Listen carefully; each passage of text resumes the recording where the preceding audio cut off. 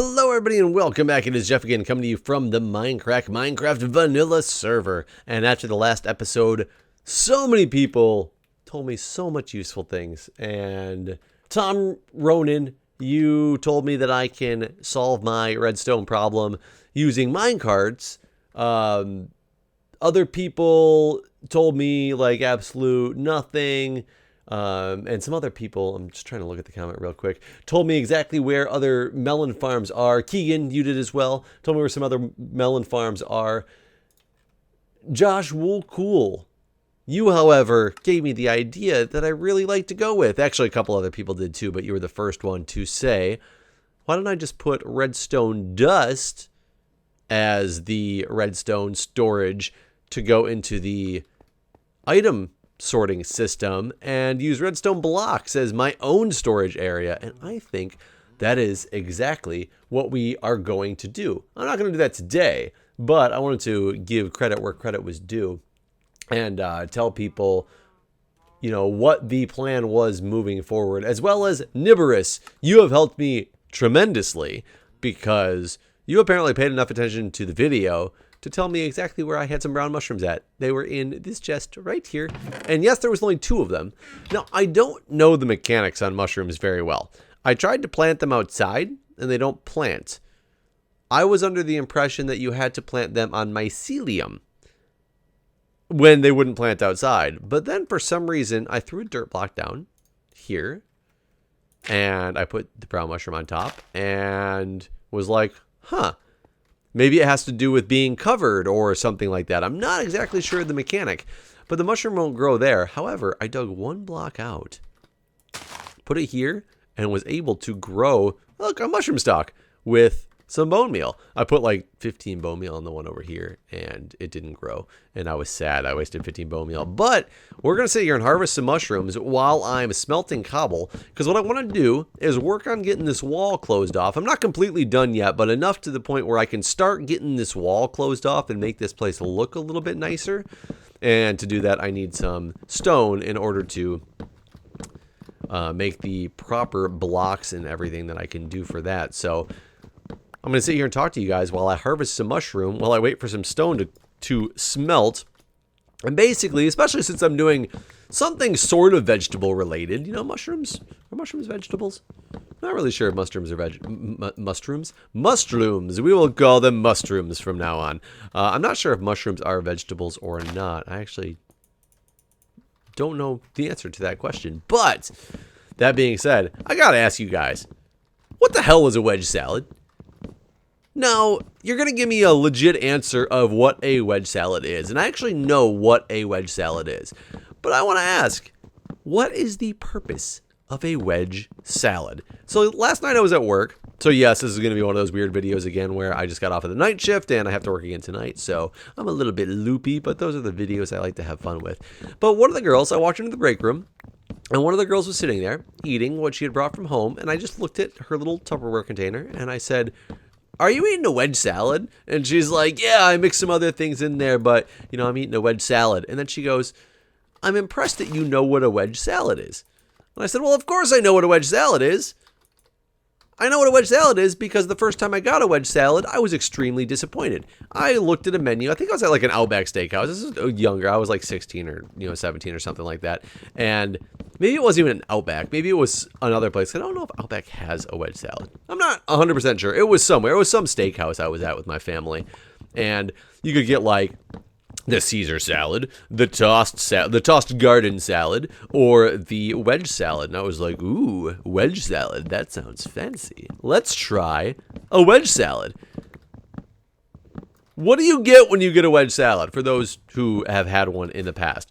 Well, you literally get basically a chunk of lettuce still cut into a wedge. It's just like, basically take a head of lettuce and cut it in like quarters, and maybe a little bit smaller than quarters, and throw that on a plate and call it a wedge salad.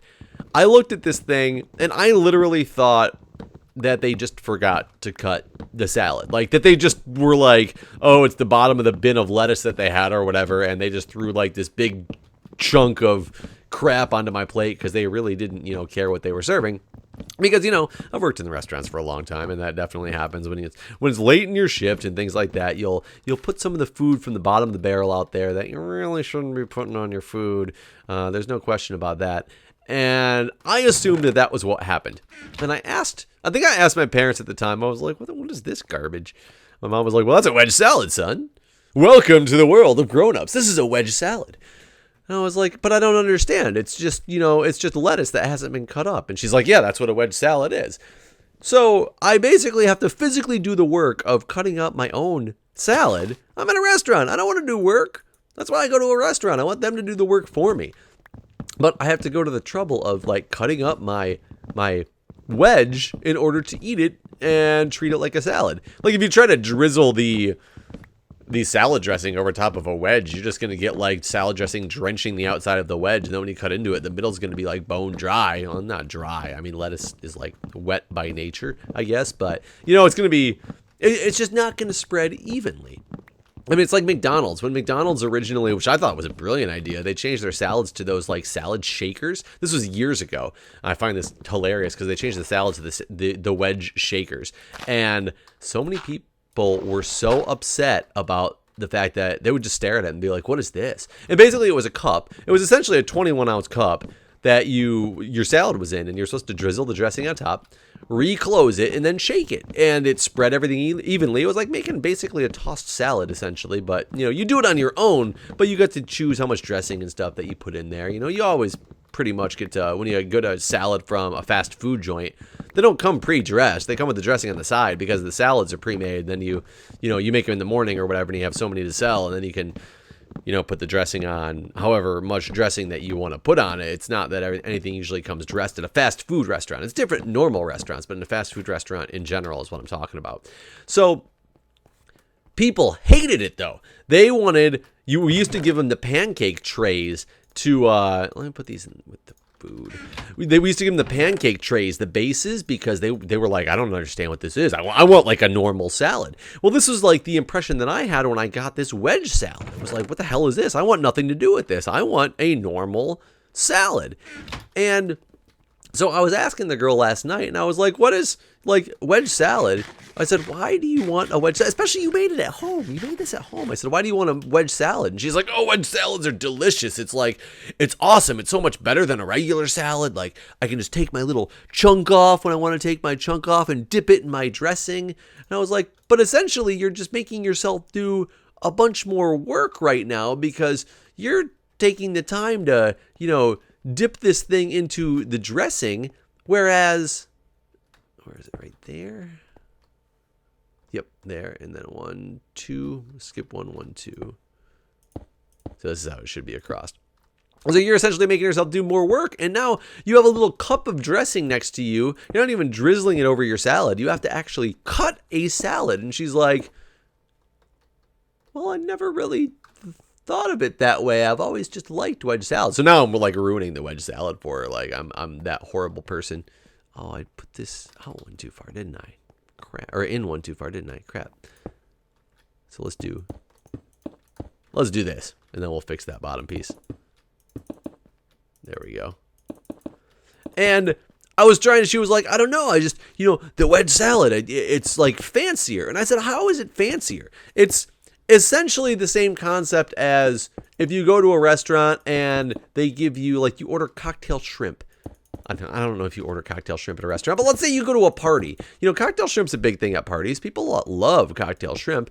If you go to a party and you set up by the cocktail shrimp, which I always do, I'm one of those people who, if I go to a party that has cocktail shrimp, I usually station at the cocktail shrimp area for a good half an hour, just eating the shrimp, and I continue to eat the shrimp, and then eventually I'll walk away, and I'll be sitting here hey guys, what's going on? Hey, so you start meeting people, you talk around the cocktail shrimp bowl, delicious shrimp, and then I'm like, okay guys, don't want to overstay my welcome at the cocktail shrimp bowl. I'm gonna go mingle for a while, and then I'll walk away, and I'll kind of mingle, but I'm still in eye view of that cocktail shrimp bowl. So for one, you got to keep an eye on how full it is, because if it starts to get empty, you need to get your way back over there as quickly as you can. But normally what you're doing As you're just like, oh, hey, I'll talk to you. At the corner of your eye, you look and you're like, okay, those people that were just there are gone. I'm going to loop my way back over to the cocktail shrimp. I will sit on a different side of the cocktail shrimp table so it looks like I'm a different person. And I'll just pretend it was the first time that I'm there. Hey, guys, what's up? Hey, how's it going? Oh, this place has cocktail shrimp. Delicious.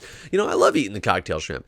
But however, if you go to a cocktail shrimp place, you don't go to the cocktail, sit at the cocktail shrimp. You don't prefer if the cocktail shrimp is peel your own. You don't want to sit there and peel your own cocktail shrimp. When you get cocktail shrimp, you want it to be peeled for you. You don't want to have to sit there and peel it. I mean, it's bad enough that you have to deal with the tails. And I'll tell you, the way that I deal with the tails is, because that's one flaw in the plan of the cocktail shrimp is, or sitting around the cocktail shrimp bowl. If you sit around it for too long, people will know that you've been there, because you have to do something with the tails. The tails are going to sit there, and they're going to sit there and build up in front of you. Hopefully there's a community bowl or something like that you can put them into. I'm different. I have learned from a very early age how to... Oh, I need to get... Do I want the ceiling to look like that? I'm not 100% sure. It's not on that side, so... I learned from a very early age how to eat the tail. I know you guys might think it's crazy. I do. I eat the tails of the cocktail shrimp. I eat the shells of peanuts as well. Yes, all peanuts. All peanuts that come in shell, not like cashews or something like that. Cashew's actually not even a nut. The cashew itself is like the pit of a fruit that's not very useful for anything. I recently found out. That's interesting. I was talking about pistachios. You can't eat the shells of pistachios. They're way too hard. But when it comes to the cocktail shrimp, you gotta make sure that you just have access to the shrimp. And you want just access to the shrimp. You don't want to have to peel the thing. So that's comes back to the wedge salad. Somehow, our idea of fancier is involving more work, and that baffles me. How come it's fancier to make me do more work for myself? I can way more easily cut a wedge salad and make it look pretty on a plate, to be like, hey, look, it's your wedge salad. So, I said, I'm going to go one up. If I ever have a restaurant, I am going to make the head salad. It's literally just going to be a head of iceberg lettuce, just boop, head of iceberg lettuce on the plate. That is now the head salad. And that's going to be one of the fanciest dishes you can have, because I don't just go with a wedge salad. I go with a head salad. It's the full thing. Like, just here you go, bloop, head of lettuce. Sorry, hit the mic. Head of lettuce on plate. Enjoy. And people are going to be like, wow, this guy's amazing. It's a head salad. You can't get a head salad anywhere else. But then I won't stop there. What you got to do is got to make sure you have different options, because people nowadays, iceberg lettuce is one of those things that they're like, oh, iceberg lettuce. Like, you can do better than iceberg lettuce. Who wants to eat just iceberg lettuce? That's lame. So I'll make a romaine version. The only problem with the romaine version is I don't know what the hell that thing is called. Romaine doesn't come in a head. It comes in like a stalk. I don't know. It looks like a celery thing, I guess. Like, it's the same like shape as, all the celeries put together. I don't know if it's a stalk, if it's a stem. Maybe it's a stem. I don't know what you actually call the thing romaine. Whatever it is, though, I am going to call it we'll call it the stalk salad. It's a stalk salad. You can get a head salad. Head salad is iceberg lettuce. Or the stalk salad, just plop some freaking romaine on the plate and be like, look, there you go. It's the whole stalk of romaine. Here's a little dressing on the side. Enjoy. And they're going to be like, oh my God, this is amazing. I mean, what else would you do? And then, I'll make the bush salad. The bush salad, it's just a handful of freaking arugula. I don't even know how arugula normally comes. I think arugula comes in like this little bushel type thing. Arugula on the plate. Arugula is like everybody's favorite thing nowadays. I don't quite understand how. Arugula is like bitter. I'd rather have a good old head salad any day than an arugula salad. But, maybe you can sprinkle some arugula in, but that would ruin the whole motif. In a wedge salad, you can't mix in a bunch of other lettuces in your wedge. It's not like the wedge is a morphed machine of multiple different leti. Would that be the plural of lettuce? I don't know. Lettuce. Lettuce. It's not a bunch of different lettuces together. It's like iceberg lettuce in a freaking Wedge. So, I mean, I don't know. The arugula will be the bush salad. I'm going to, like, have this restaurant, and people are just going to think it's amazing. And I'm really just making this, like, concepts to make fun of people. Everything's going to be, like, you know, it's going to be peel and eat shrimp because I don't want you guys to miss out on the experience of being able to peel your own shrimp. Hell, you know, they have those restaurants like Fogo de Chao is, you know, Brazilian barbecue that all of a sudden you walk around with the, you know, plates or the cooked meat is, you know, they walk around with and they just give you the cooked meat. Or you can go the opposite, which is kind of like Mongolian barbecue, where you go to Mongolian barbecue and you, and at Mongolian barbecue, you pick out all your raw meats and stuff and you take it up to some dude on the grill and they cook it up on the grill for you. I will take it one step farther. Go ahead and... Oh, I didn't realize I had so many of those guys. Whoa, how did I get so many of those guys?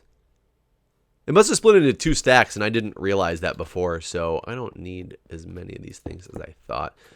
I also wanted to get a basis for how this looks, but I'm going to take it to the other extreme, and, you know, the Mongolian barbecue, you're going to go around, you're going to pick your raw meats, you're going to pick your raw vegetables, and then you're going to walk up and take your own station at the grill, and you're going to sit there with those long freaking tong thingies and, like, make your little triangle on that big circle pad and, you know, try to cook your own meat, because then you can cook it how you want it cooked. Nobody can F up your own meal. You can't say, I wanted this medium rare and he made this, you know, medium, because you're in charge of your own destiny here. You can just cook it. People are going to think it's amazing. I'm going to have like one employee at this restaurant and it's just going to be a guy that's standing at the door that's saying, thank you for coming.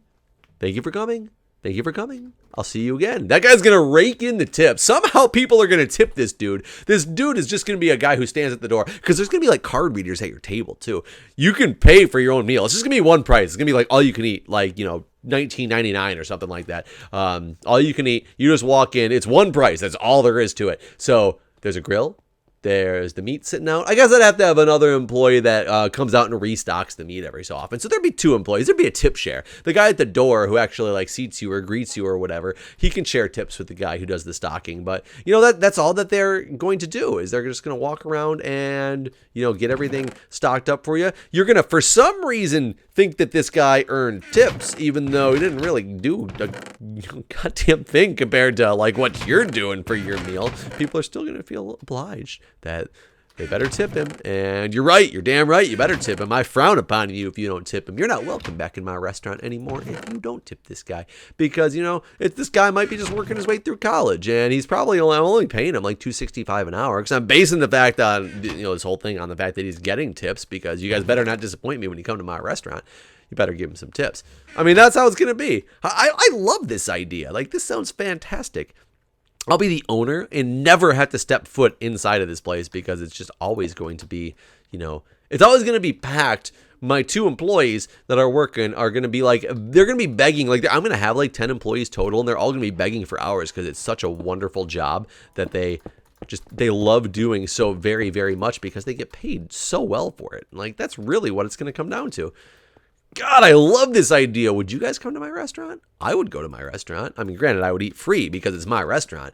I'd probably just go to the restaurant to sit at the bar, because there'd be a bar too. So I guess would you? I think you legally would have to have a bartender. I'm trying to think if there would be a way to have like a fountain serve thing or something at your table that limits the number of drinks you can get. I don't know. That would probably be stretching it. So maybe I'll have a 3rd employee as a bartender, and the bartender doesn't need to do tip share. They're going to be getting their own tips from, I guess the bartender would have to do tip share with the stock guy as well. Maybe they'd all split tips. They'd all be good friends and split tips.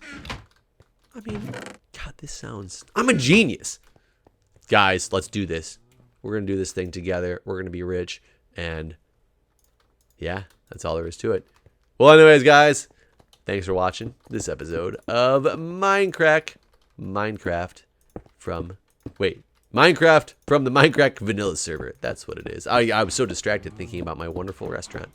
All right, guys, I'll see you next time.